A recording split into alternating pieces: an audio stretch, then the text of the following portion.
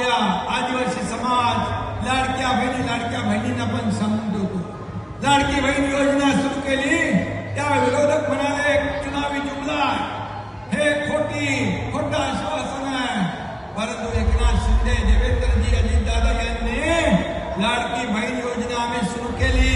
तुम्हाला मी सांगतो, कोणी किती काही म्हटलं, किती अफवा पसरवल्या विरोधकांनी, तरी लाडकी बहीण योजना कधी बंद होणार नाही।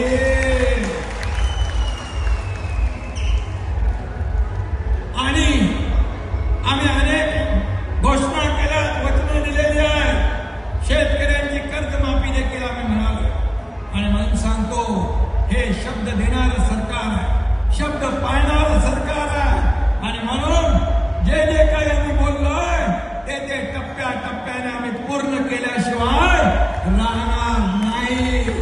आम्ही प्रिंटिंग मिस्टेक म्हणणार नाही। माझ्या लाडक्या बहिणींना परत एकदा रक्षाबंधनच्या मनापासून शुभेच्छा देतो। काळजी करू नका, तुमचा लाडका भाऊ तुमच्या सोबत आहे।